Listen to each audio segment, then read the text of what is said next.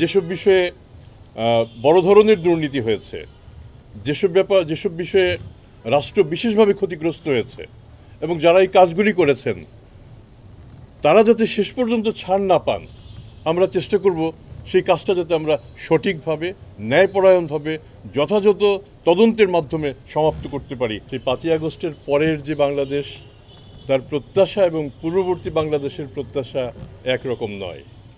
যদি একরকম নাই হয়ে থাকে তাহলে আমাদেরও ভূমিকা, আপনারা যে ভূমিকা পালন করছেন এই 5ই আগস্ট পরবর্তী বাংলাদেশের, সেই ভূমিকার যাতে আমরা পালন করতে পারি সেই সহযোগিতা আপনারা সবার আগে করবেন। যে আন্দোলন থেকে এই নব বাংলাদেশের সৃষ্টি, সেটি ছিল বৈষম্য বিরোধী আন্দোলন।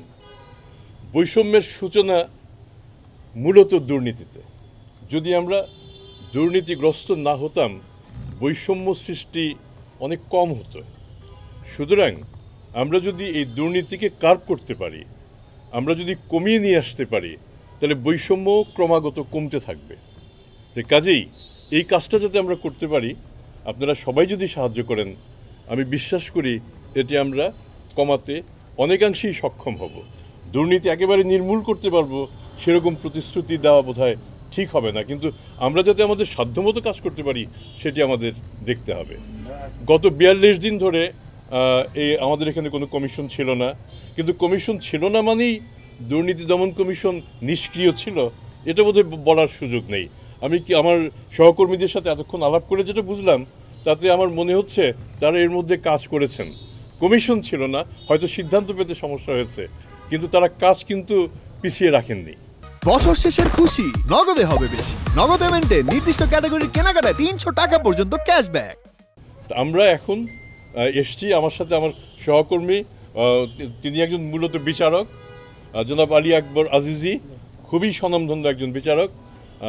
আমাদের আরও একজন সদস্য আছেন, ব্রিগেডিয়ার হাসান ফরিদ, তিনি শিগগির যোগদান করবেন।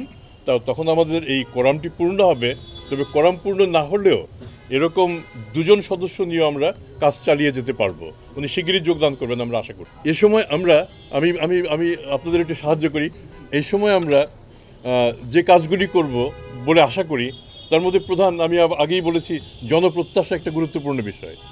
এ সময় জনগণের প্রত্যাশিত বিষয়গুলি কি কি হতে পারে? আমরা যেসব বিষয়ে বড় ধরনের দুর্নীতি হয়েছে, যেসব বিষয়ে রাষ্ট্র বিশেষভাবে ক্ষতিগ্রস্ত হয়েছে এবং যারা এই কাজগুলি করেছেন তারা যাতে শেষ পর্যন্ত ছাড় না পান, আমরা চেষ্টা করব সেই কাজটা যাতে আমরা সঠিকভাবে, ন্যায়পরায়ণভাবে, যথাযথ তদন্তের মাধ্যমে সমাপ্ত করতে পারি, যাতে শেষ পর্যন্ত এমন না হয় যে আমরা একটি অসমাপ্ত তদন্ত কিংবা বায়াসড কোনো তদন্ত কিংবা কোনো রাজনৈতিক কিংবা অন্য কোনো মতাদর্শে প্রভাবিত হয়ে আমরা কাজ না করি, সেটি আমরা লক্ষ্য রাখব। আমি বিশ্বাস করি আমরা খানিকক্ষণ আমরা আলাপ করলাম, তাতে আমার মনে হচ্ছে মানসিকভাবে আমরা 3 সদস্যই একই মতাদর্শের অনুসারী। আমাদের নিরপেক্ষভাবে, ন্যায়নিষ্ঠভাবে আমরা আইন মেনে আমরা কাজ করে যাব।